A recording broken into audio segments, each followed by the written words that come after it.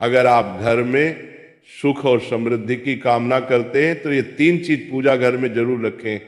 स्वयं भगवान श्री कृष्ण ने भी कहा है कि प्रत्येक व्यक्ति को अपने घर में एक छोटा सा पूजा घर या मंदिर बनाना चाहिए, जहां वह अपनी श्रद्धा और विश्वास के अनुसार अपने प्रिय देवी देवताओं की तस्वीरें, पूजा सामग्री और अन्य महत्वपूर्ण चीजों रख सके। लेकिन हमारे शास्त्रों में यह भी बताया गया है कि जितना कुछ चीजों को मंदिर में रखना शुभ होता है, उतना ही कुछ चीजों को रखना अशुभ भी हो सकता है। कुछ ऐसी वस्तुएं होती हैं जिनसे घर में नकारात्मकता बनी रहती है, परिवार में लड़ाई झगड़े होते हैं और धन की हानि हो सकती है।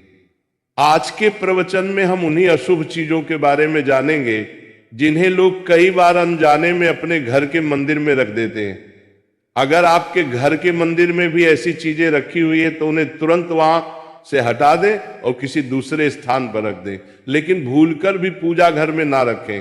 कुछ लोग ऐसा इसलिए करते हैं क्योंकि उन्हें लगता है कि ये चीज धार्मिक है और इनकी पूजा की जानी चाहिए, लेकिन सच ये है कि इन चीजों को मंदिर में रखना वातावरण को नकारात्मक बना सकता है और ये परिवार के लिए हानिकारक हो सकता है। आज हम इस प्रवचन में हम जानेंगे कि कौन सी वे चीजें हैं जिन्हें आपको अपने पूजा घर से हटाकर कहीं और रख देना चाहिए। ध्यान से समझें कि क्या आपके घर के मंदिर में कोई ऐसी वस्तु तो नहीं रखी हुई है जो आपकी परेशानियों का कारण बन रही है। भगवान श्री कृष्ण ने कहा था कि कलयुग में लोग कुछ अशुद्ध चीजों को धार्मिक मानकर उनकी पूजा करेंगे, जबकि शास्त्रों में उन्हें वर्जित माना गया है। ये भविष्यवाणी उन्होंने पहले ही कर दी थी।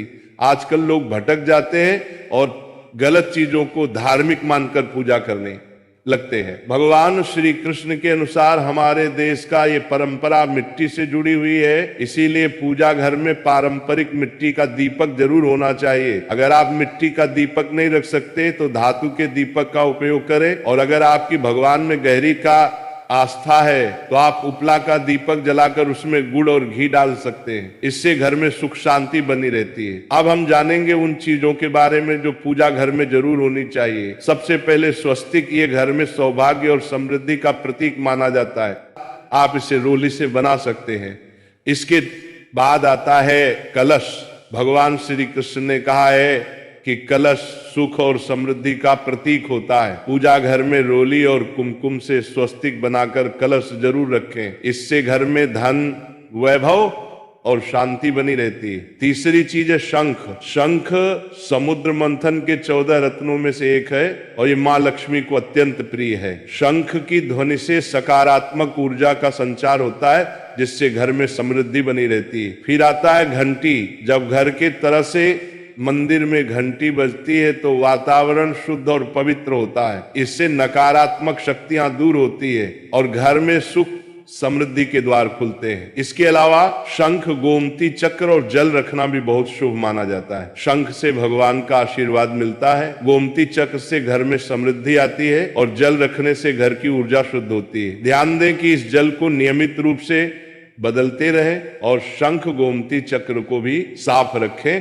ताकि घर का माहौल हमेशा सकारात्मक बना रहे। अब अगली बात शिवलिंग के बारे में है। अगर आप घर में शिवलिंग रखते हैं तो ये आप बहुत पवित्र माना जाता है, लेकिन ध्यान रखें कि शिवलिंग को हमेशा उत्तर या पूर्व दिशा में रखें। इससे ऐसे स्थान पर रखें जहां ज्यादा हलचल ना हो और ये हमेशा स्वच्छ रहे। इससे पूजा का प्रभाव अधिक लाभकारी होता है। अब हम उन चीजों के बारे में बात करेंगे जिन्हें पूजा घर में नहीं रखना चाहिए। सबसे पहले गणेश जी की विषम संख्या में मूर्तियां।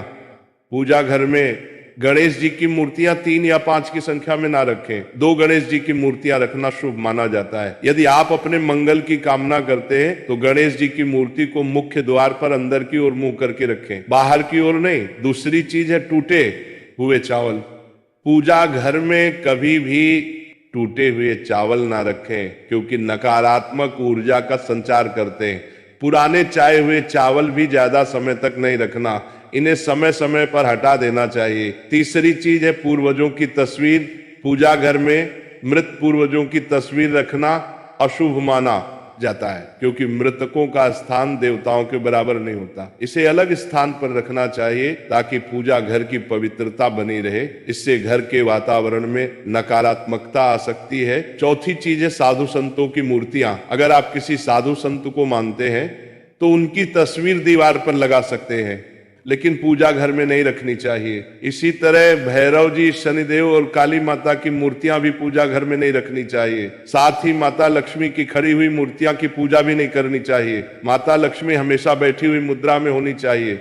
ध्यान रखें कि घर के पूजा मंदिर में एक से ज्यादा देवी देवताओं की तस्वीरें या मूर्तियां नहीं रखनी चाहिए। इससे पूजा की ऊर्जा का संतुलन बिगड़ सकता है, उसका प्रभाव कम हो सकता है। एक ही देवी देवता की तस्वीर या मूर्ति रखें ताकि पूजा के समय उनकी ऊर्जा सही तरीके से आपके जीवन में पहुंचे। भगवान की मूर्तियां और तस्वीरें हमेशा अच्छी स्थिति में रखें। अगर किसी मूर्ति या तस्वीर में कोई टूट फूट हो जाए तो उसे तुरंत पूजा स्थल से हटा दें।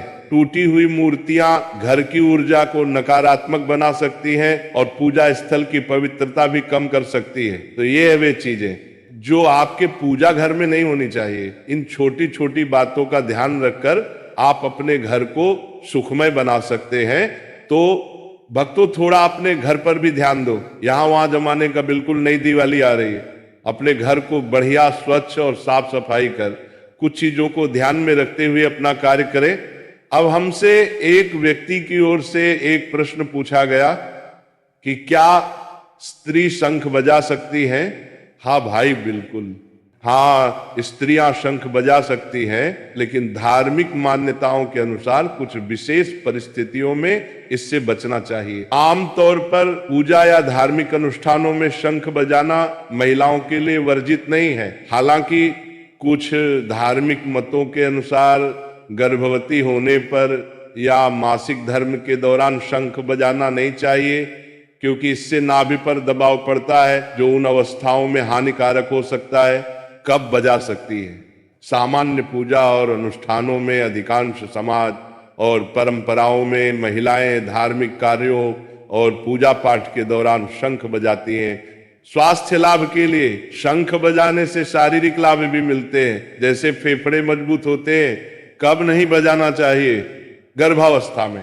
जब महिला गर्भवती हो तो शंख नहीं बजाना चाहिए, क्योंकि इससे नाभि पर दबाव पड़ सकता है। मासिक धर्म के दौरान शंख बजाने से बचना चाहिए। तो अब हम और आप सभी लोग राधा रानी का जाप करेंगे। तो आप सब मेरे साथ बोलना, जय राधा रानी, जय राधा रानी।